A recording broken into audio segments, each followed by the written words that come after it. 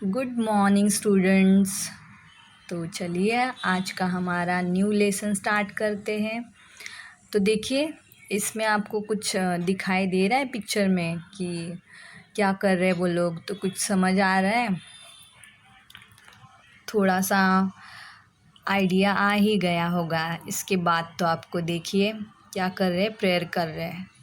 जैसे कि सबको पता है रमज़ान जो होता है उसके टाइम पे लोग ऐसे फास्टिंग करते हैं, प्रेयर करते हैं। ये सारा खाना खाया जाता है फास्टिंग के टाइम पे, सिर्फ, बाकी और कुछ नहीं खाया जाता है ना। तो देखिए ऐसे होता है फास्टिंग, जिसको उपवास कहते हैं मराठी में। तो यही है आज का हमारा लेसन, जिसका नाम है उपवास। लेकिन यहाँ पे जो उपवास की बात की गई है तो वो उपवास नहीं है, व्रत नहीं है। भगवान के लिए जो प्रेयर की जाती है, व्रत रखा जाता है, तो वो उपवास नहीं है। तो यहाँ पे है ये वाला उपवास, जिसको कहते हैं डाइटिंग। अगर इंसान को अपना वेट लॉस करना है तो उसको क्या करना पड़ेगा, ऐसे डाइटिंग करनी पड़ेगी और ये सारी चीज़ें खानी पड़ेगी, जिसकी वजह से उनका वेट जो है वो कम हो जाए, वज़न घट जाए। वज़न घटाने के लिए ऐसी सारी चीज़ें ही उनको खानी पड़ती है, तभी बहुत ज़्यादा वेट होने की वजह से वो लोग क्या करते हैं, डाइटिंग करते हैं, तो उनका वेट कम हो जाता है फिर। तो देखते हैं हमारे प्रस्तावना में क्या है, लेखक के बारे में बताया गया है और हमारे लेखक कौन है। तो हमारा लेसन का नाम सबके समझ में आ गया।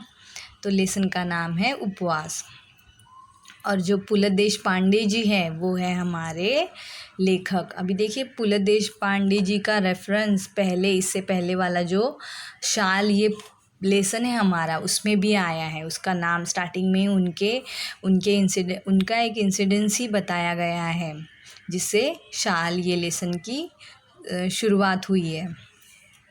तो देखिए इनका टाइम पीरियड है 1990 1919 ते 2000, मतलब 2000।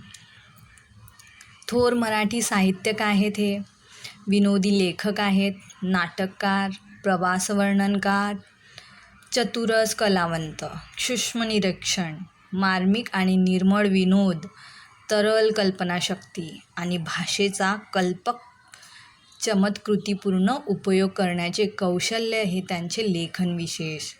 अभी देखिए मतलब मराठी लिटरेचर में, मराठी साहित्यात इतकं प्रसिद्ध नाव आहे ये की कोणालाही तुम्ही विचारलं की पु ल देशपांडे, तर त्यांच्याकडून तुम्हाला काही ना काही उत्तर ज़रूर मिळेल। तर एवढं प्रसिद्ध, इतना फेमस नाम है, मल्टी टैलेंटेड जिसको कहा जाता है, वैसे पर्सन थे वो सिर्फ मतलब सिर्फ लिखते नहीं थे, सिर्फ लेखक नहीं थे, तो बहुत सारी चीज़ें वो एक साथ करते थे। तो वही हमें इस प्रस्तावना के थ्रू बता रहे हैं। अब देखिए उन्होंने क्या क्या, अभी देखिए जैसे कि उनकी तो मतलब स्किल, उनके क्या क्या स्किल है ये तो बता ही दिया। उन्होंने क्या क्या लिखा है अभी ये भी जानते हैं।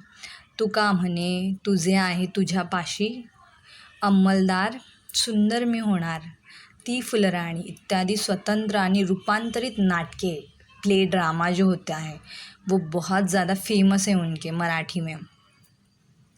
सदू आणि दादू, विठ्ठल तो आला आला इत्यादी एकांकिका संग्रह देखील खूप प्रसिद्ध आहेत त्यांचे। खोगी भरती, असामी आसामी, खिल्ली, बटाट्याची चाळ, हसवणूक इत्यादी विनोदी लेखन संग्रह खूप प्रसिद्ध आहेत।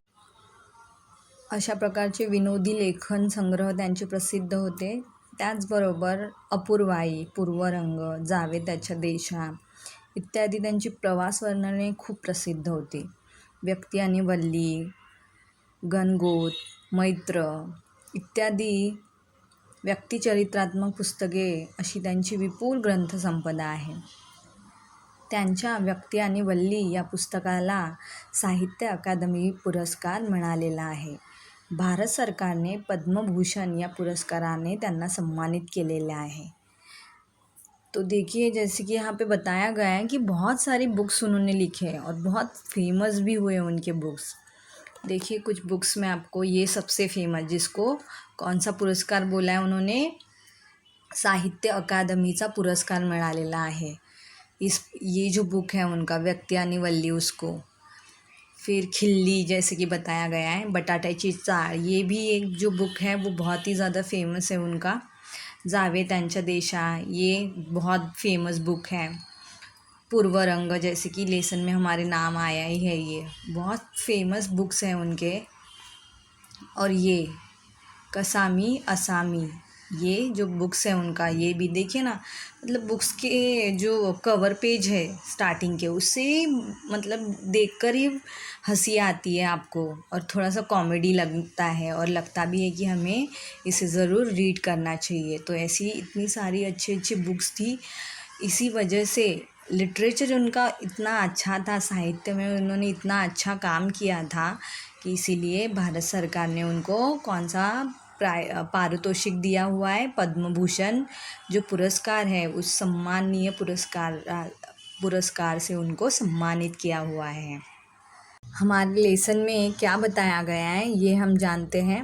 मध्यम वर्गीय व्यक्तीचा संकल्प व संकल्पपूर्ती कसे अंतर पडते आणि संकल्प करणारे व्यक्ती कसे हास्यास्पद ठरतात याचे मजेदार चित्रण प्रस्तुत लेखात पु ल देशपांडे यांनी केले आहे।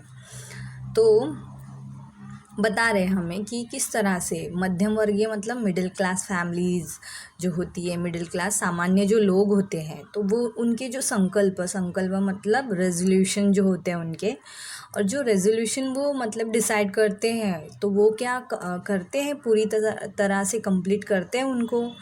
और क्यों नहीं उनके संकल्प पूरे हो पाते, कंप्लीट हो पाते, क्या रीज़न होता है उसके पीछे, वो सारी चीज़ें यहाँ पे हमें लेखक ने बताई हैं।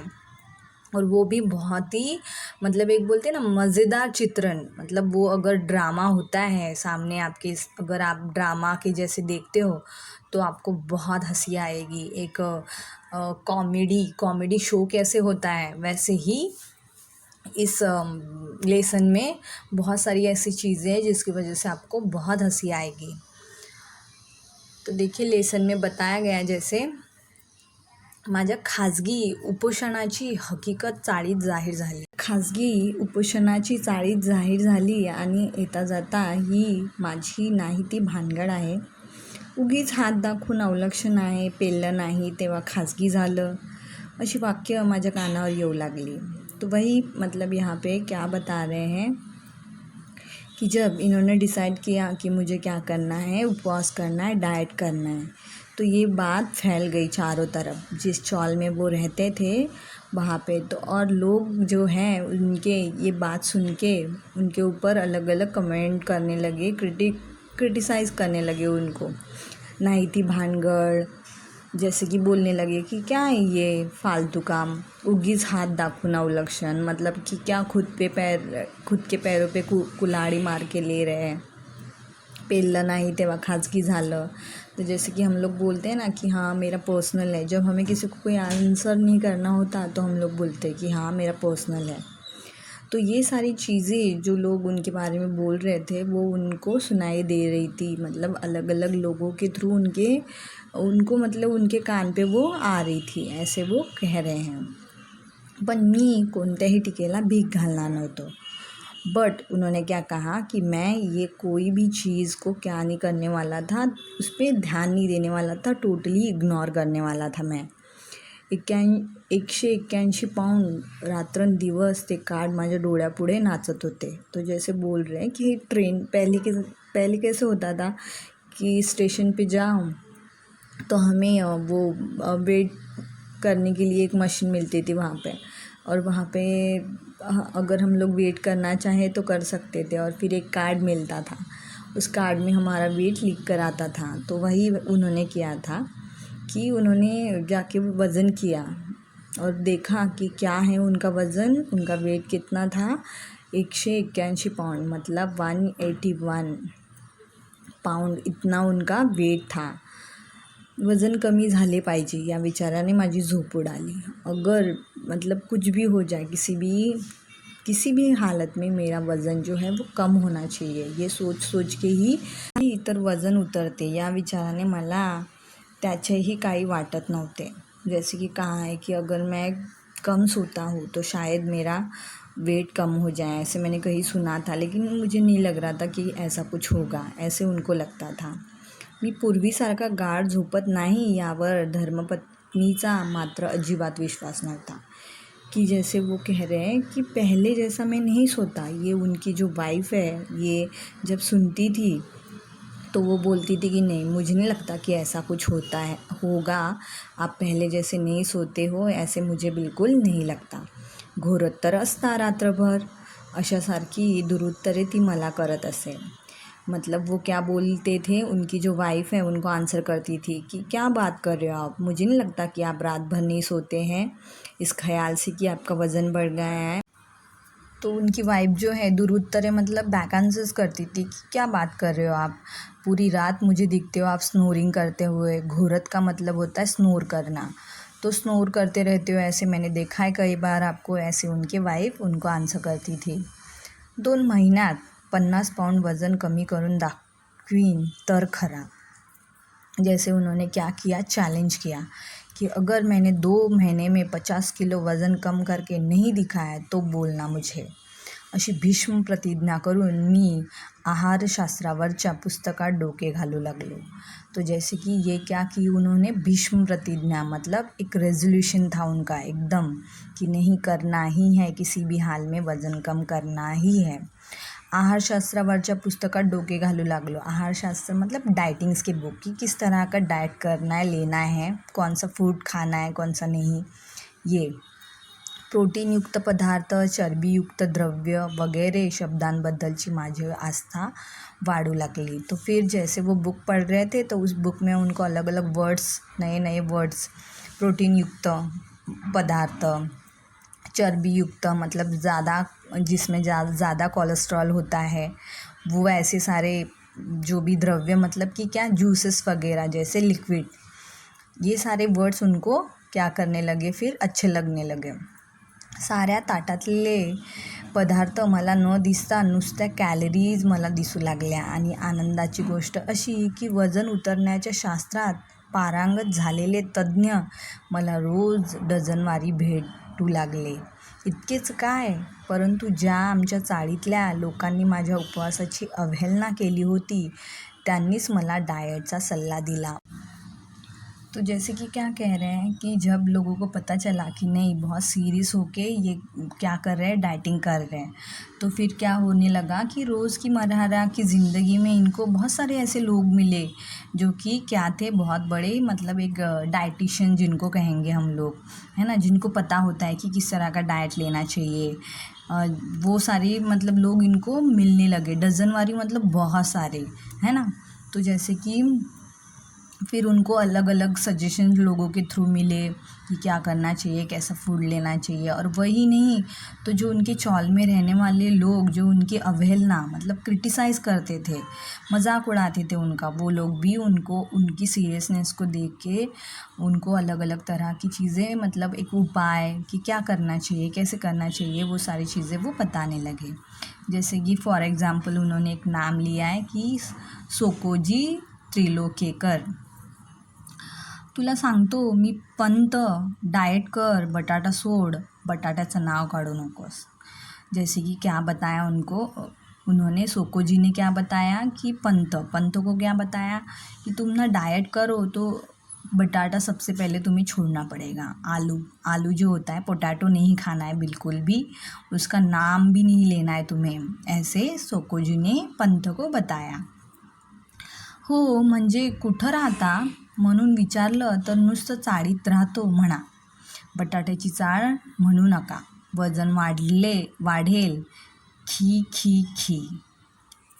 जैसे कि क्या बता रहे वो कि मतलब एक तरह से सजेशन, एक अच्छा उपाय भी बता रहे थे और साथ ही साथ क्या कर रहे थे, मजाक उड़ा रहे थे कि मतलब जहाँ पे वो रहते थे उस चौल का नाम क्या था, बटाट्याची चाळ।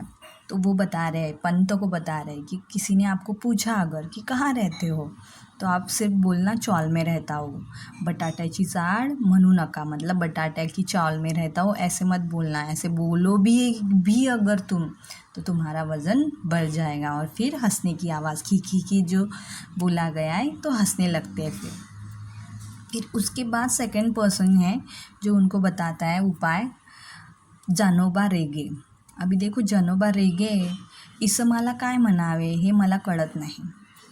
नेमकी तिरके बोलायची म्हणजे काय, पण सकोजींनी त्याला परस्पर जमवून टाकले। ए इडियट, सगळ्याच गोष्टीत जोक काय मारतोस नेहमी? मी सांगतो तुला पंत, तू बटाटा सोडून टाक। मी काय काय सोडले असता माझे वजन घटले याची यादी बटाट्यापासून सुरू झाली।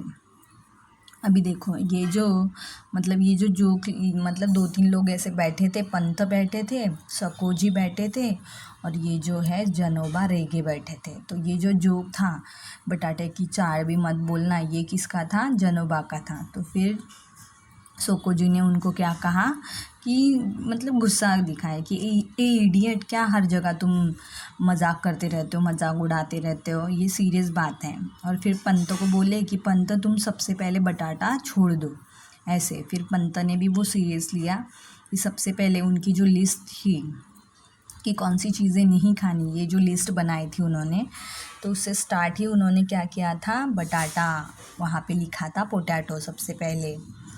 बटाट्याचं ठीक आहे, पण पंत आधी भात सोडा, एक सल्ला, भातानं थोडं लठ्ठ व्हायला होतं। आमच्या कोकणात सगळे भात खातात, कुठं आहेत लठ्ठ? तुम्ही डाळ सोडा। काशीनाथ नाडकर्णी। अभी देखो जितने भी लोग थे बैठे थे वो एक एक करके उनको एक एक उपाय बता रहे थे। तो काशीनाथ नाडकर्णी जो थे वो बोलते हैं, किसी ने उनको बोला कि बटाटा का छोड़ो, सबसे पहले तो आपको क्या राइस खाना छोड़ना पड़ेगा, राइस नहीं खाना है। तो फिर काशीनाथ नाडकर्णी जी बोलते हैं, अरे हमारे कोंकण में तो सब लोग भात ही खाते हैं, राइस ही खाते हैं, तो कहाँ वहाँ के लोग बहुत ज़्यादा मोटे हैं। मुख्य म्हणजे साखर सोडा, मी सांगू का, मीठ सोडा, लोणी तूप सोडा। एका आठवड्यात 10 पाऊंड वजन घटलं नाही तर नाव बदलीन। आमच्या हेड क्लर्कच्या वाइफचं घटलं। तो लोग जैसे कि कैसे एग्जाम्पल्स उनको दे के, अलग अलग लोगों के बारे में बता के उनको बता रहे थे कि देखिए आपको राइस छोड़ना पड़ेगा, साथ ही साथ आपको क्या, शुगर भी नहीं ज़्यादा, मतलब मीठा भी नहीं खाना है, और साथ ही साथ नमक भी आपको अवॉइड करना है। और जो घी है, जैसे कि लोनी का मतलब घी, बटर वगैरह जैसी चीज़ें भी आपको नहीं खानी है। और ये सब अगर करते हो आप तो देखिए 1 वीक में ही आपका 10 पाउंड वज़न कम हो जाएगा। वो बता रहे हैं, जिन्होंने भी एग्ज़ाम्पल दिया वो और किसी का एग्ज़ाम्पल दे के बता रहे हैं कि हमारे जो हेड क्लर्क है उनकी वाइफ का वज़न ऐसे ही कम हुआ है क्योंकि उन्होंने ये सारी चीज़ें छोड़ दी थी। तेल आणि तळलेले पदार्थ आधी सोडा, बाबू काका म्हणाले। दिवसा झोपणं सोडा, खरं म्हणजे पत्ते खेळायचं सोडा, बसून बसून वजन वाढतं। मी मात्र या सर्व जणांचे ऐकून मनाचे करायचे ठरवले होते। पहिला उपाय म्हणून मी आहार परिवर्तन सुरू केले। अभी देखिए अलग अलग लोग अलग अलग बातें, है ना, 10 मुँह 10 बातें। तो अलग अलग लोगों ने अलग अलग उपाय बताए कि क्या करना है, क्या नहीं खाना है, कौन सी चीज़ें खानी है। लेकिन हमारे जो लेखक थे उन्होंने सिर्फ क्या किया, लोगों की सुनी और करना अपने मन का ही करना है ऐसे डिसाइड किया था। और उन्होंने सबसे पहले कहाँ से स्टार्ट किया अपना डाइटिंग, तो आहार परिवर्तन, मतलब अपने फूड में चेंजेस लाएंगे सबसे पहले। तो फिर क्या बता रहे, जैसे स्टार्ट कहाँ से किया उन्होंने, साखरे सर्वात अधिक कॅलरीज असतात म्हणून प्रथम बिना साखरेचा चहा शुरू केला कि शुगर में बहुत ज़्यादा कैलोरीज होती है, इसलिए सबसे पहले स्टार्ट किया उन्होंने कि बिना शक्कर का चाय ही मैं पीऊँगा अभी आज से। और पहिल्या दिवशी विशेष फ़र्क वाटला नहीं, फर्स्ट डे तो उनको कुछ फ़र्क नहीं पड़ा, घरात साखरबंदी जाहिर केली। और फिर मैंने सबको एक ये कर दिया कि नहीं अभी बिल्कुल भी हमें क्या नहीं लाना है, शुगर घर में लानी ही नहीं, सख्त मनाई है ना, ऐसा ही उन्होंने मतलब बोलते ना डिक्लेअर कर दिया। कुटुंबाला सारी दिवाळी तिखटा मिठावर उरकायची सख्त ताकीद दिली। और पूरी जो दिवाली है, दीपावली में इतनी सारी चीज़ें मिठाइयाँ बनती हैं, तो वो बिल्कुल नहीं बनाना है। और सारी कैसी कौन सी चीज़ें बनानी है, तो जैसे कि मतलब तीखी सी चीज़ें जो आराम से कोई भी खा सके, सिंपल सी चीज़ें। ऐसे उन्होंने क्या दिया, एक उनको मतलब एक वार्निंग जैसा कि हाँ, ताकीद, मतलब एक वॉर्न किया कि ऐसे ही तुम लोगों को करना ही है। मुलांसाठी म्हणून काय, थोडं गोडाधोडाचं करायचं ते कर, एवढी सवलत ठेवली। और कंसेशन मिला, वाइफ को कंसेशन दिया। क्या दिया कि बाकी सारी सिंपल चीज़ें ही होगी, बनेगी, लेकिन छोटे बच्चे हैं घर में, तो थोड़ा बहुत कुछ कर लेना बच्चों के लिए, ऐसे उन्होंने अपनी वाईफ को बोला। पहिल्या दिवशीच मला फरक जाणवायला लागला। भात अजिबात वर्ज्य करणे अवघड होते। फर्स्ट डे ही मुझे अजीब सा होने लगा, मतलब एक बोलते ना एक फ़र्क, ये रोज़मर्रा की ज़िंदगी और ये जो मतलब डाइटिंग के बाद वाली ज़िंदगी, इसमें बहुत मतलब क्या था, फ़र्क था, ये उनको फ़ील होने लगा। और फिर उसके बाद उन्होंने राइस जो है वो बिल्कुल ही खाना छोड़ दिया था। अजीबात वर्ज्य करने मतलब बिल्कुल ही छोड़ देना उनके लिए बहुत ही कठीण था, इम्पॉसिबल चीज़ थी उनके लिए। म्हणून फक्त पहिला भात आणि ताक भात ठेवून मधला भात वर्ज्य केला। अभी देखिए जैसे कि स्टार्टिंग में थोड़ा सा भात वो लेते थे खाने के टाइम पे, तो वो उन्होंने छोड़ दिया। और फिर बीच में वो ताक भात खाते थे। ताक मतलब कि बटर मिल्क के साथ वो थोड़ा सा राइस खाते थे, वो खाना है। और बाकी सब टाइम पे जो भी जिस टाइम वो राइस खाते थे वो उन्होंने खाना छोड़ दिया। नुसती उकळलेली पालेभाजी खाणे कसे जमणार, हा विचार किती पोकळ होता याचा अनुभव मी खाल्ल्यावर आला। आणि नेहमीच्या भाजीत ही निराळे काय करते याचा अजूनही अंदाज आला नहीं। अभी देखिए कि जैसे वो हमेशा खाते थे ना पाले भाजी, मतलब क्या, ग्रीन वेजिटेबल्स जो है वो हमेशा उनकी वाइफ वैसे ही बनाती थी जैसे वो अभी खा रहे हैं। अभी वो क्या खा रहे हैं कि सिर्फ वो बॉयल खा रहे, बॉयल करके वेजिटेबल्स खा रहे। लेकिन उनको फ़र्क ही समझ में नहीं आ रहा था कि पहले जो मेरी वाइफ बना रही थी और ये अभी जो मैं बॉयल हुआ खाना खा रहा हूँ, इसमें फ़र्क क्या है। पहिला दिवस सुरळीत गेला आणि दुसऱ्या दिवशी व्रतभंगाचा प्रसंग आला। फर्स्ट डे था, अच्छे से चला गया, सब कुछ अच्छे से हो गया। सेकेंड डे कुछ ऐसा प्रॉब्लम आया कि जिसकी वजह से उनको अपने व्रत का भंग करना पड़ा। मतलब कि वो व्रत जो है, जो डाइटिंग पे वो थे, वो डाइटिंग उनको नहीं करने मिली। पहिल्या दिवशी निम्म्याहून अधिक कचेरीला माझ्या वजन घटण्याच्या व्रताची वार्ता गेली होती। फर्स्ट डे उनका जो ऑफिस था, कचेरी जहाँ पे वो ऑफिस जाते थे काम के लिए, वो सारे ऑफिस में ये जो न्यूज़ है वो फैल गई थी कि ये पंथ जी जो है वो अभी डाइटिंग पे हैं। परंतु दुसऱ्या दिवशी आमच्या अण्णा नाडगौडाला प्रमोशन मिळाल्याची वार्ता आली। लेकिन सेकेंड डे हुआ ऐसे कि इनके जो कॉलीग्स थे, जिनका नाम है अन्ना नाडगौड़ा, उनको प्रमोशन मिला। त्याने साऱ्या सेक्शनला पार्टी दिली। उन्होंने सारा जो सेक्शन था उस सेक्शन को पार्टी दी। कॅन्टीनच्या आचार्याने तर माझ्या डाएटवर सूड घ्यायचा असे ठरवून पदार्थ केले होते। और कैंटीन के जो आचार्य थे, खाना बनाने वाले, उन्होंने तो जैसे कि मेरे डाइट पे क्या बदला, मेरे डाइट का बदला ही लेकर सारी चीज़ें बनाई थी, ऐसे पंथ जी को लग रहा था। न खावे तर अन्ना नाडगौडाला वाईट वाटणार। अगर मैं वो सारी चीज़ें नहीं खाता तो बेचारे अन्ना नाडगौड़ा जी जो हैं उनको बुरा लगेगा, ऐसे लेखक को लग। बरे न खावे तर अन्ना नाडगौडाला वाईट वाटणार। बिचारा 6 वर्षांनी इफिशियन्सी बारच्या जाळ्यातून बाहेर पडला होता। आचार्याने मिठाईत साखर न घालता साखरेत मिठाई घालून आणली होती। घासाघासागणिक सहस्त्रवधी कॅलरीज पोटात चालल्या होत्या, त्यामुळे खाल्लेले गोड लागत नव्हते।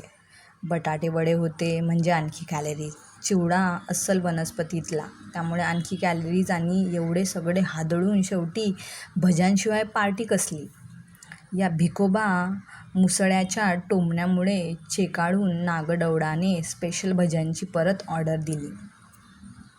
तो देखिए जैसे कि बता रहे हैं कि इतना बड़ा अच्छा अवसर था, किसी का प्रमोशन, और 6 साल बाद उनको तो दूसरा सेक्शन मिलने वाला था, जो वो बहुत साल से इस प्रमोशन का वेट कर रहे थे नागदौड़ा जी।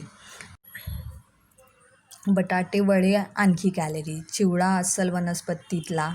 तो क्या बता रहे कि बटाटे वडे वडा जो होता है वो थे, फिर चिवडा था, त्यामुळे आणखी कॅलरीज आणि एवढे सगळे हादळून शेवटी भज्यांशिवाय पार्टी कसली या भिकोबा मुसळ्याच्या टोमण्यामुळे चेकाळून नाडगौडाने स्पेशल भज्यांची परत ऑर्डर दिली। तो जैसे कि जो भिकोबा जी थे एक उनके कॉलीग्स, उन्होंने क्या किया कि बाप रे, ये कैसी पार्टी जहाँ पे क्या नहीं है, पकोड़े नहीं है, भजी मतलब पकोड़े। तो इसीलिए बेचारे नाडगौड़ा जी ने फिर से क्या किया, भजी मतलब पकोड़ों की ऑर्डर कर दी। शेवटी मला राहावेना, भज्यांची 6वी प्लेट उडवल्यावर मी अत्यंत केविलवाण्या स्वरात सध्या मी डाएटवर असल्याचे सांगितल्यावर सर्वांनी मला वेड्यात काढले। तो देखिए 6 प्लेट जो है उन्होंने पकोड़े खा लिए, उसके बाद उनको पता चला या फिर उनको याद आया कि मेरा क्या चल रहा है, डाइटिंग चल रहा है।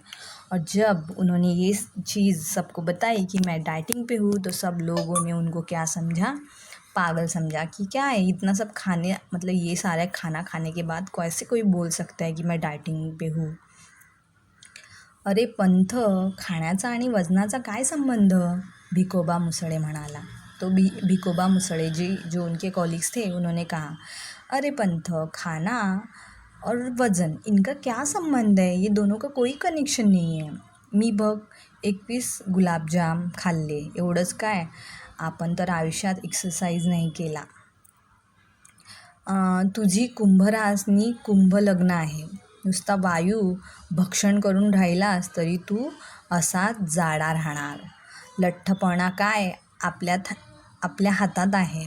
तो जैसे कि वो क्या बता रहे हैं कि देखो, खाने का और वज़न का कोई संबंध नहीं होता है ना। और मैंने तो 21 गुलाब जामुन खा लिए, लेकिन देखो, और कभी एक्सरसाइज क्या होता है ये मुझे पता भी नहीं और ना ही मैंने की है। और तुम्हारी तो कुंभ राशि है, जैसे कि कुंभ एक्वेरियस जो होता है साइन, तो वो क्या बोलते हैं कि अगर जिसकी भी एक्वेरियस राशि है ना, कुंभ राशि है, तो वो क्या होता है, उन लोग कभी भी मोटे नहीं हो सकते, ऐसा इनका मानना है। तुम तो कुछ भी खा लोगे ना, फिर भी वैसे ही के वैसे ही रहोगे, जो मोटापा है वो तुम्हें हाथ भी नहीं लगा सकता, ऐसे ये कह रहे थे। कौन, भिकोबाजी मुसळे। नॉनसेन्स, जगदाळे ओरडला, रनिंग कर रोज। काय मतलब जगदाळे नाम का व्यक्ति जो है भिकोबाजी का ये जो स्टेटमेंट है वो सुन के एकदम से चिल्लाया, नॉनसेंस नहीं, तुम क्या करो, तुम रनिंग करो रोज। रनिंगपेक्षा देखील दोरीवरच्या उड्या मारा बरं का पंथ। माझ्या सिस्टरचं वेट 40 पौंड उतरलं दोरीवरच्या उड्यांनी, कुमारी कमलिनी केंकेकर म्हणाले। तो जैसे कि क्या बता रहे हैं कि जैसे जितने भी कॉलीग्स थे बैठे थे साथ में, वो सारे एक एक नए नए उपाय उनको बताते जा रहे थे। तो जो कुमारी कमलिनी केंकेकर है वो बता रही है कि मेरी जो सिस्टर है उनका 40 पौंड जो वज़न है, वेट जो है कम हो गया। कि ऐसे कम हो गया, तो दोरीवरच्या उड्या मतलब स्कीपिंग की उन्होंने, इसलिए उनका इतना वेट जो है वो कम हो गया।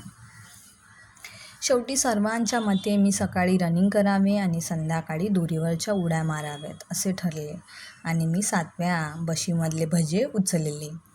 तो जैसे कि बातों पे ये सारी बातें डिस्कस हो रहा था, और साथ ही साथ जो पंथ जी हैं हमारे, वो पकोड़े खाए ही जा रहे थे। तो जो 7वीं प्लेट 7th प्लेट वो उन्होंने ख़त्म की और सुना सबका कि क्या करना है उनको, कि रोज़ मॉर्निंग उनको क्या करनी है, रनिंग करनी है, और फिर शाम में उनको क्या करना है, स्किपिंग करनी है। ऐसे उन्होंने डिसाइड किया। कुटुंबाचा मात्र माझ्या डाएटच्या बाबतीतला उत्साह अवर्णनीय होता, कारण रोज काही काही चमत्कारिक पदार्थ माझ्या पानात पडायला लागले। एके दिवशी नुसती पडवळे उकळून तिने मला खायला घातली। शेवग्याच्या शेंगा, पडवळ, भेंडी, चवळीच्या शेंगा वगैरे सडपातळ भाज्यांचा खुराक तिने चालू केला. कोबी, कॉलीफ्लॉवर वगैरे पाळसेदार मंडळीची स्वयंपाकघरातून हकालपट्टी झाली. सकाळचा चहा देखील सुरुवातीला होता तसा राहिला नाही. बिना साखरेचा चहा इतका कडू लागत असेल अशी यापूर्वी कधीच कल्पना आली नव्हती मला. जैसे कि क्या बता रहे हैं कि मेरी जो फैमिली थी उनका जो उत्साह था वो तो मैं क्या बताऊँ. इतने उत्साह के साथ मुझे डाइटिंग करा रहे थे वो लोग, कि वो लोग भी चाहते थे कि इनका वज़न जो इतना बढ़ गया है वो कम हो जाए. तो नए नए चमत्कारिक पदार्थ, मतलब एकदम जो उन्होंने कभी देखे नहीं सुने नहीं, और जो भी चीज़ें उनको दी जा रही थी सिर्फ बॉईल करके, और अलग अलग चीज़ें जो उनके यहाँ नहीं बनती थी कभी भी, और जो बनती थी जैसे कि गोभी बताया, कैबेज, कॉलीफ्लावर बताया उन्होंने, ये सारी चीज़ें तो किचन से उन्होंने निकाली दी थी. और जो चाय सुबह की मिलती थी वो चाय भी बिना शक्कर की इतनी कड़वी होती थी, ये तो कभी पंत ने सोचा भी नहीं था, इमॅजिन भी नाही किया था. चहा सुरुवातीला बिना साखरेचा असूनही कडू लागला नाही, आणि आता का लागतोय एवढं सांगा, असे म्हटल्यावर कुटुंबाकडून खुलासा मिळाला. कि जैसे कि फैमिली वालों से उन्होंने पूछा सबसे कि पहले तो नहीं लगता था मुझे इतना कड़वा, अब क्यों इतना कड़वा लग रहा है वो चाय बिना शक्कर का. तो फिर फॅमिली वालोने उनको बताया, हेच ते म्हटलं ते काय उगीच. अहो म्हणजे सुरुवातीला मी तुम्हाला जो बिना साखरेचा चहा दिला तो बिना साखरेचा नव्हताच मुळी. नव्हता, मग मला बिना साखरेचा चहा म्हणून काय सांगितलं. अहो थोडीशीच राहिली होती साखर, ती संपेपर्यंत म्हटलं घालू, काल संपली आज. जैसे कि उनकी पत्नी बता रही है बाद में कि नहीं, मैंने इतने दिन आपको बिना शक्कर की चाय पिलाई ही नहीं एक्चुअली. जितनी शक्कर घर में थी सोचा पहले वो यूज़ कर लूँ, वो ख़त्म हो जाए उसके बाद आपको रोज़ बिना शक्कर की चाय पिलाऊंगी. और मैंने फिर कल से ही स्टार्ट किया, मतलब जब शक्कर ख़त्म हो गई घर की तब मैंने स्टार्ट किया आपको बिना शक्कर का चाय पिलाना.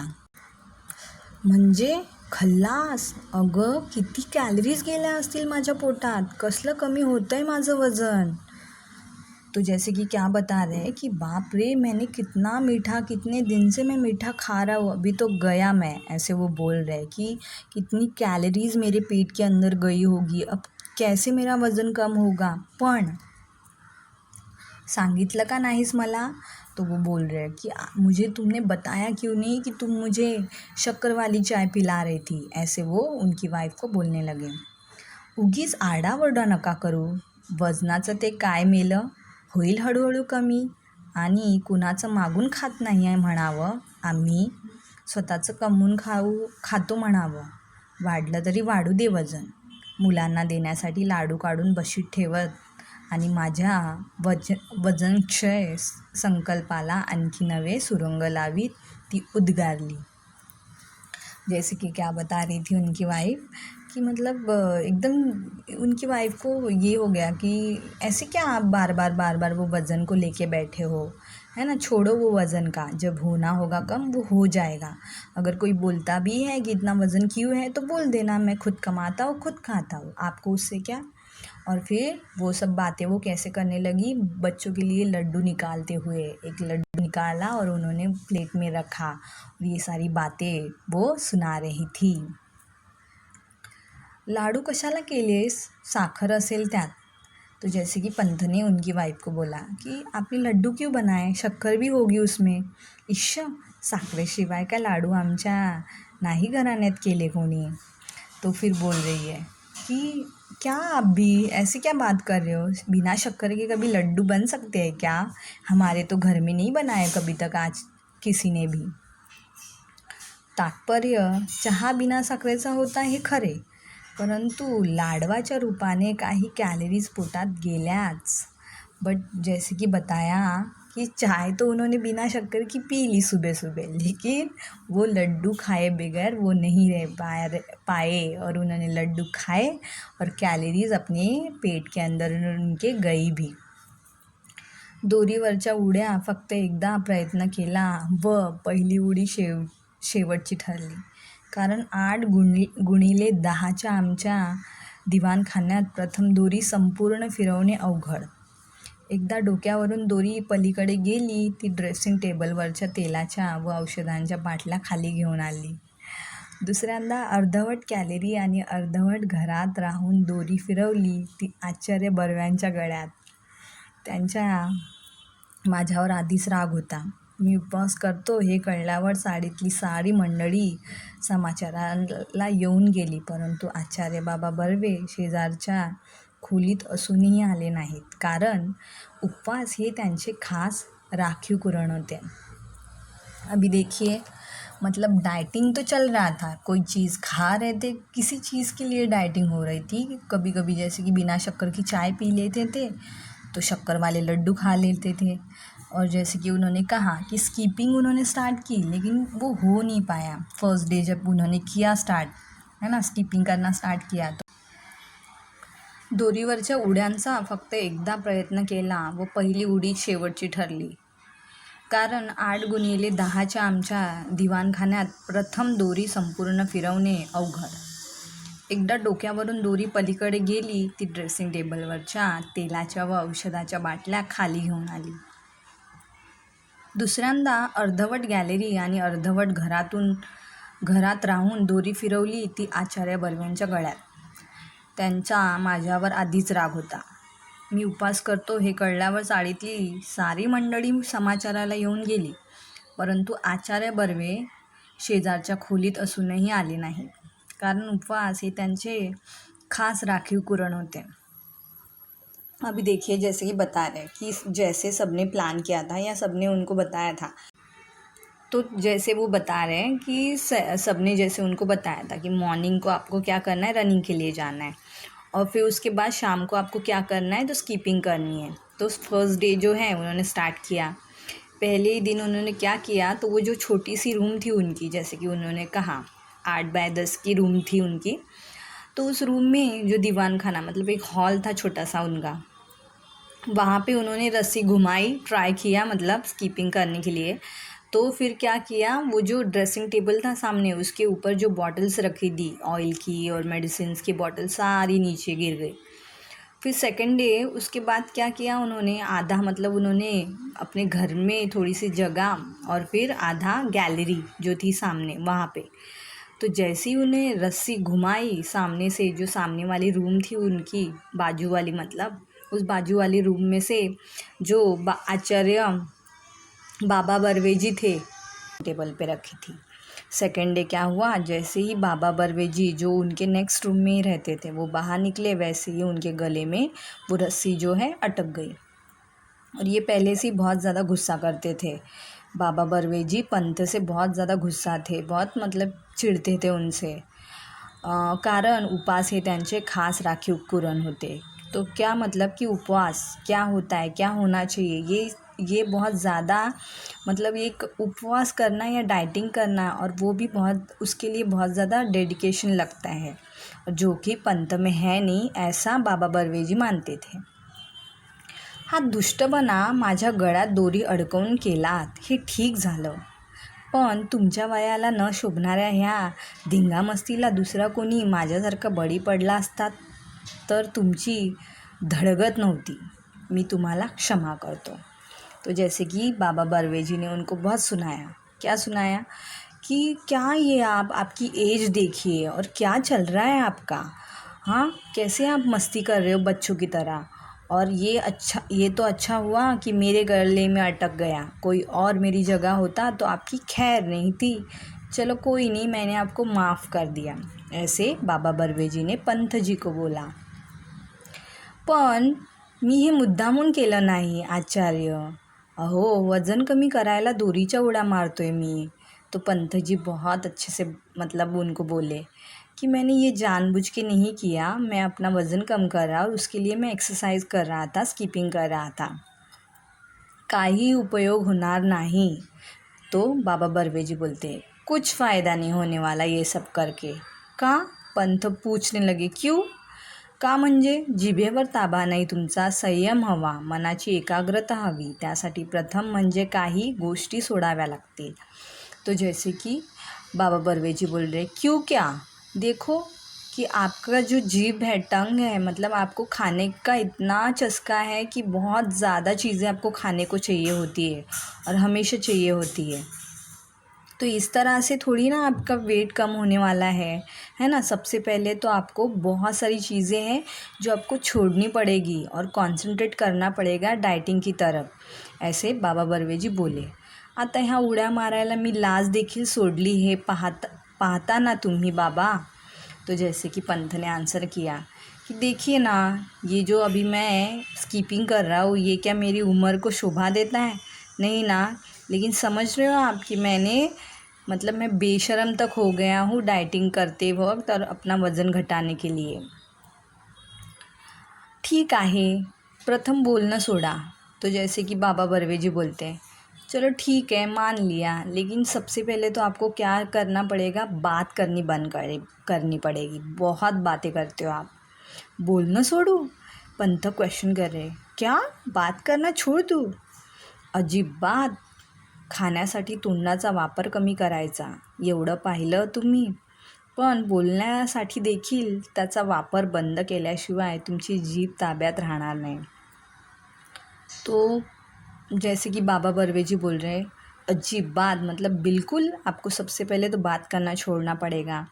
जब आप बात करना छोड़ोगे तो मतलब खाने के लिए भी आपका मुंह नहीं खुलेगा फिर, ऐसे वो बोल रहे हो. और आप अपने टंग पे कंट्रोल कर पाओगे, है ना. जो भी खाने का आपको जो खाने की अलग अलग चीज़ें मतलब चाहिए होती है वो भी फिर जो क्रेविंग है वो कम हो जाएगी, ऐसे बाबा बर्वेजी उनको बता रहे हैं.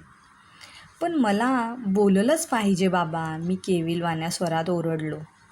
तो वो पंथ जी बोल रहे, अपनी साइड रख रहे हैं, मतलब कि अरे ऐसे कैसे चलेगा, मुझे तो बात करनी ही पडेगी.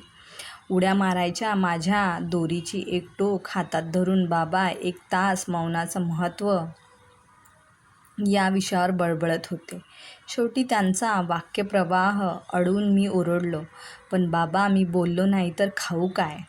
जैसे कि क्या कहा कि मतलब उन्होंने क्या कहा कि मौन व्रत आपको रखना पड़ेगा, मौन रहना पड़ेगा. एवढी संयम नाही तुमच्यात. मौनाचं सामर्थ्य मोठा आहे, मौन ही शक्ति आहे. ये सारी चीज़ें उनको बता रहे हैं बाबा बर्वेजी बता रहे हैं कि मौन कितना मतलब पावरफुल है. अगर आप मौन रहते हो, बिना बात करे रहते हो तो आपका कंसंट्रेशन बढ़ता है. ऐसे बहुत सारी चीज़ें वो बता रहे हैं. लेकिन उतने में हमारे पंथ जी हैं वो बोल रहे हैं कि मैं कैसे रह पाऊँगा, तो अगर मैं बोलूँगा नहीं तो मैं खाऊँगा क्या, ऐसे वो उनको बोल रहे हैं. म्हणजे बोलण्याचा आणि खाण्याचा संबंध काय. तो बाबा बोल रहे हैं, क्या खाना और बोलना इनका क्या संबंध है, क्या कनेक्शन है दोनों का. मी टेलिफोन ऑपरेटर आहे बाबा, दिवसभर बोलावंच लागतं मला. फिर वो बोले, पंथ जी बोले कि अरे बाबा जी मैं टेलीफोन ऑपरेटर हूँ तो दिन भर मुझे बात करनी ही पड़ती है. मग कसलं वजन उतरवणार तुम्ही. अत्यंत कारुण्यपूर्वक कटाक्ष टाकून बाबा गेले आणि त्यांच्या गळ्यात पडलेली दोरी मागाशी मी गच्च आवळली का नाही या विचाराने मला पश्चाताप झाला. तो फिर उन्होंने एक टॉन्ट मारा, है ना, सुना के गए. मतलब क्या बोले, तो फिर क्या खाक वज़न कम होने वाला है आपका, कुछ नहीं होने वाला. और ऐसे करके फिर इनको बहुत बुरा लगा जब उन्होंने ऐसे उनको डिस्करेज किया. और फिर उनको ऐसे लगा पंथ को कि ये जो रस्सी उनके गले में अटक गई थी, मैंने उसको पकड़ के क्यों उनको मतलब फांसी क्यों नहीं दी, ऐसे वो बोलने लगे. मग मात्र मी चिडलो आणि निश्चय केला की बस यापुढे उपवास वजन उतरेपर्यंत. मग मात्र मी चिडलो आणि निश्चय केला की बस यापुढे उपवास वजन उतरेपर्यंत उपवास. मी काटकुळा झाल्याची स्वप्ने पडू लागली. भरल्या ताटावरून मी उठू लागलो. बिना साखरेचा आणि बिना दुधाचा काय, पण बिन चहाचा देखील चहा मी पिऊ लागलो. साखर पाहिली की माझ्या अंगाचा तीळपापड होऊ लागला. केवळ फळांवर मी जगू लागलो. लिंबाचा रस तर मला अमृतासारखा वाटू लागला. धारोष्ण दुधासाठी मी अधूनमधून अंधेरीच्या गोट्यात जाऊ लागलो. दोरीच्या उड्या केवळ खालच्या मजल्यावर वरील मंडळीच्या दुष्टपणाने व आकाशाने केलेल्या तक्रारीमुळे थांबवाव्या लागल्या। तो देखिए क्या बता रहे हैं पंत जी कि बस जैसे वो बात उन्होंने बोली वो बहुत चुभी उनको, है ना। बाबा जी जो बर्वे जी थे उन्होंने जो बात बोली वो पंतों को बहुत ज़्यादा चुभ गई और बस उन्होंने डिसाइड किया कि अब से लेके वज़न कम होने तक सिर्फ उपवास ही करूँगा मैं। और उसके बाद उनको सपने आने लगे कि मैं एकदम काड़ी के जैसा, काड़ी जो होती है ना लकड़ी के जैसा हो गया हूँ। और फिर खाने का जो ये होता है, मतलब हमारा जो खाना परोसा जाता है उस पे वो थाली से वो उठने लगे, भरी हुई थाली से। बिन शक्कर का घी और बिन दूध का चाय तो क्या, वो बिन चाय पाउडर, बगैर चाय पाउडर, मतलब सिर्फ बॉयल पानी, वो गर्म पानी पीने लगे। और शक्कर देखने से ही उनको क्या आने लगा, गुस्सा, अंगाचा तिळपापड होऊ लागला, मतलब बहुत ज़्यादा शक्कर देखकर उनको गुस्सा आने लगा। केवल फळांवर, मतलब सिर्फ फल, फ्रूट्स पे वो जीने लगे। और नींबू का रस है ना, नींबू पानी जो होता है वो उनको क्या लगने लगा, अमृत की तरह लगने लगा। और देखिए जैसे कि नींबू का रस उनको अमृत लगने लगा, उसी तरह धारोष्ण दूध, धारोष्ण मतलब फ्रेश, जो मतलब तबेले होते हैं ना, वहाँ पे जाके अंधेरी में जो तबेला है, गोठे जहाँ पे गाय होती है, तबेले होते हैं, वहाँ पे जाके वो जैसे ही फ्रेश दूध वो लोग निकालते हैं गाय का, वही दूध वो पीने लगे, लेके आने लगे। दोरीवरच्या उड्या केवळ खालच्या मजल्यावरील मंडळीच्या दुष्टपणाने व आकसाने केलेल्या तक्रारीमुळे थांबवाव्या लागल्या। जो स्कीपिंग वो करते थे, एक्सरसाइज, वो उनको क्या करना पड़ा, रोकना पड़ा, क्योंकि उनके जो नेबर्स थे नीचे भी और बाजू वाले जो थे वो, उनकी बहुत ज़्यादा कंप्लेंट थी कि हमें तकलीफ़ होती है उससे, तो इसलिए उन्होंने वो रोक दिया। 10 उड्या पाय न अडकता मारेपर्यंत मी पोचलो होतो, बट फिर भी मैंने क्या किया है, 10 टाइम मैं स्कीपिंग करता था बिना रुके। कचेरी सुटली की मी गिरगाव रस्त्याने धावत येऊ लागलो। कचेरी जहाँ पे वो काम करते थे वहाँ से वो भागते हुए, रनिंग करते हुए घर तक आने लगे। केवळ पौष्टिक आणि सात्विक आहार सुरू केला, मतलब क्या, प्रोटीन युक्त, है ना, जिससे बहुत सारे न्यूट्रिशन उनको मिले, है ना। ऐसे ही उन्होंने सिर्फ खाना खाया या फिर वो वैसा ही खाना खाते थे। जवळजवळ 10-12 दिवस हा क्रम चालू होता, मतलब जैसे कि 10-12 दिन हो गए थे कि ये जो उनका रूटीन, उन्होंने एक रूटीन बनाया था और वो उन्होंने अच्छे से फॉलो किया। माझ्यातला फरक मला कळत होता। लहान मुले मी बी पेरले की रोप किती वाढले हे रोप उपटून पाहतात, त्याप्रमाणे रोज संध्याकाळी कट्ट्यावर वजन करावे असे वाटत होते मला, पण मी ती इच्छा दाबून धरली। जैसे कि क्या बता रहे हैं वो कि जैसे छोटे छोटे बच्चे हैं, वो कुछ प्लांट वगैरह लगाते हैं तो उनको समझ नहीं आता कि कितना बड़ा है, तो वो देखते, मतलब वो पूरा वहाँ से जहाँ पे उन्होंने लगाया होता है प्लांट, वहाँ से निकाल के देखते कि कितना बड़ा है।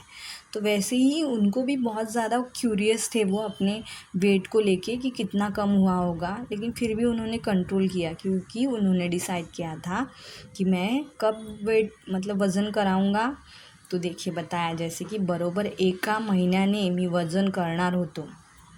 1 महिनाभर तुपाचा थेंब माझ्या पोटात जाणार नव्हता, केवळ दूध। दुर्दैवाने रोज गाईचे धारोष्ण दूध मिळण्याची सोय नव्हती, पण एकूण आहार व्रत जोरात चालू ठेवले। जैसे कि क्या बताया उन्होंने कि 1 महीने बाद वो अपना वेट करने वाले थे मशीन पे। 1 महीने से पहले उन्होंने बहुत कंट्रोल किया और साथ ही साथ दूध, मतलब घी, बटर जैसी चीज़ें बिल्कुल उन्होंने खाई नहीं, है ना। और केवल दूध जो भी उन्होंने पिया वो भी धारोष्ण फ्रेश दूध, मतलब वहाँ तबेले के पास जाके वहीं से फ्रेश दूध निकाला हुआ वो लाते थे और पीते थे। पंधरवड्याभरात फक्त 2 वेळात साखर भात झाला। एकदा साकोजीने चोरून कोळंबी भात चारला व खालच्या मजल्यावरच्या भाऊची पसरटवारांनी एकदा नागपुरी वडा भात पाठवला होता। एवढे अपवाद वगळल्यास भाताला स्पर्श नाही केला। मतलब जैसे कि राइस बिल्कुल भी नहीं खाना था, लेकिन फिर भी उन्होंने बताया कि घर में 2 बार सिर्फ उन्होंने शक्कर और राइस खाया था। फिर उसके बाद एक बार जो उनके ही चौल में रहते थे, तो उन्होंने एक बार मतलब जैसे कि सकोजी जो उनके अच्छे दोस्त मित्र थे, उन्होंने एक बार दिया था कोडम्बी भात। फिर उसके बाद दूसरे जो है नागपुरी वड़ा भात उन्होंने भेजा था। तो ऐसे करके उन्होंने 4 बार ही सिर्फ क्या खाया था, राइस खाया था। त्यामुळे मुख्यतः चरबीयुक्त द्रव्य शरीरात कमी गेली। माझ्या एकूण निश्चय पाहून चाळीतल्या मंडळींचे आदर दुणावल्याचे माझ्या सूक्ष्म नजरेतून सुटत नव्हते। तो जैसे कि क्या बता रहे हैं वो कि इस तरह से जो मैंने निश्चय किया था, जो मेरा रेजोल्यूशन था कि नहीं कुछ भी हो जाए मुझे क्या करना है, अपना वेट कम करना है, वज़न कम करना है। और साथ ही साथ जो भी चौल के जो लोग थे उनका जो एक इनको बहुत ज़्यादा रिस्पेक्टफुल नज़र से फिर वो देखने लगे कि नहीं सच्ची में कितना सिंसियरली, कितना डेडिकेटली वो अपना वज़न घटाने के लिए कर रहे हैं, ट्राय कर रहे हैं। जी मंडळी माझ्या डाएटची आणि उपासाची चेष्टा करत होती त्यांनीच पंत फरक दिसतोय हं, अशी कबुली द्यायला सुरुवात केली। तो जैसे कि बहुत सारे लोग जो है उनको क्रिटिसाइज़ करते थे, उनका मजाक उड़ाते थे, बहुत सारी चीज़ें उनको बोलते थे जब वो डाइट का सुन के। तो फिर वही लोग क्या कर रहे थे कि हाँ थोड़ा सा क्या हो रहा है, अभी दिख रहा है कि आपका वज़न कम हुआ है, ऐसे लग रहा है, ऐसे वो बोलने लगे, उनको बताने लगे। जनोबा रेग्यांसारख्या अत्यंत कुचकट शेजाऱ्यालाही पंत भलतेच काय हो रोडावलेत असे मान्य करावे लागले, है ना। जो रेगे जनोबाजी रेगे थे उनके नेबर, शेजारी का मतलब नेबर, तो उनको भी मानना पड़ा कि सच्ची में उन्होंने बोला कि बाप रे आप तो एकदम बहुत ही ज़्यादा मतलब बोलते हैं ना रोडावले, मतलब कि बहुत पतले दिख रहे हो, पतले हो गए हो आप, ऐसे वो बोलने लगे। मंडळीच्या प्रशस्तीने मला भीती वाटत होती, ती एकाच गोष्टीची म्हणजे मुठभर मांस वाढण्याची। पण असली तुरळक तारीफ ऐकून मी चढण्यासारखा नव्हतो। तो जैसे कि ये सब मेरी जितनी तारीफ़ें, प्रशस्ति मतलब तारीफ़ें कर रहे थे ये लोग, तो मुझे डर लग रहा था कि कहीं मेरा वज़न ज़्यादा बढ़ा ना हो ऐसे। लेकिन फिर भी मैंने अपना क्या नहीं किया, जो अपना रूटीन था, जिस तरह मैं एक्सरसाइज करता था या जो भी मैं खाता था डाइट अपना, उसको मैंने फॉलो किया। तारीफ़ों में आके मैंने वो बंद नहीं किया। इतक्या असामान्य मनोनिग्रह आणि जिव्हा नियंत्रणानंतर कमीत कमी 20 ते 25 पाऊंडांनी तरी माझे वजन घटले पाहिजे अशी माझी खात्री होती। व त्या खात्रीने मी आमच्या ऑफिस समोरच्या वजनाच्या यंत्रावर पाय ठेवला आणि आनेली टाकून तिकिटे काढली।